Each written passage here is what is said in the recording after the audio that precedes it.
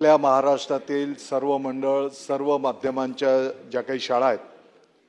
या सर्व शाळांमध्ये मराठी भाषा शिकवणं हे अधिनियम 2020 9 मार्च 2020च्या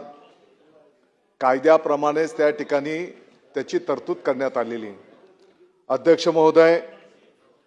2020-21 ला या संदर्भातली अंमलबजावणी त्या ठिकाणी सुरू करण्यात आलेली आहे आणि साधारणपणे 1/6/2020 रोजीच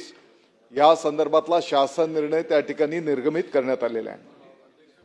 अध्यक्ष महोदय,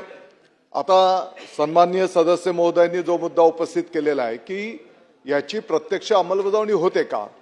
तर निश्चितपणे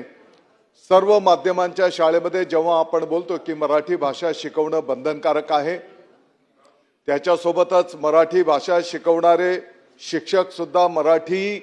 क्वालिफिकेशन शिक्षणाचा दर्जा असलेले त्या ठिकाणी असले पाहिजेत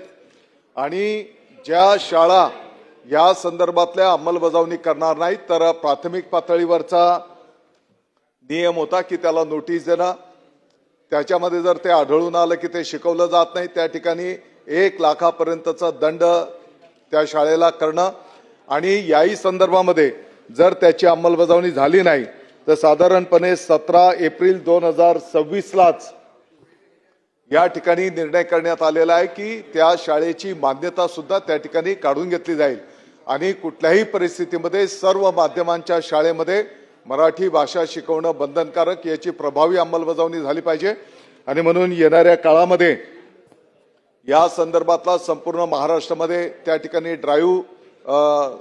राबवला जाईल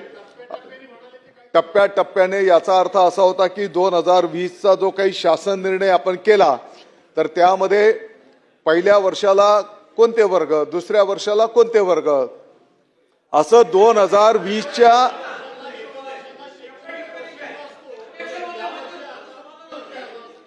आणि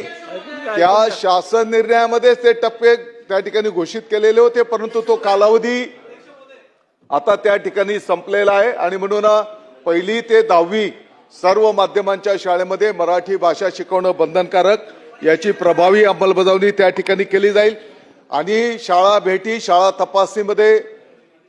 या मुद्द्यावर प्रत्येक शाळेची तपासणी करत असताना, भेट देत असताना याची चौकशी त्या ठिकाणी केली जाईल आणि आपण जो काही मुद्दा उपस्थित केलेला आहे की मराठी परीक्षा घेतली जाईल का, तर निश्चितपणे मराठीची परीक्षाही त्या ठिकाणी प्रत्येक वर्गाची घेतली जाईल। आंतरराष्ट्रीय शैक्षणिक मंडळाच्या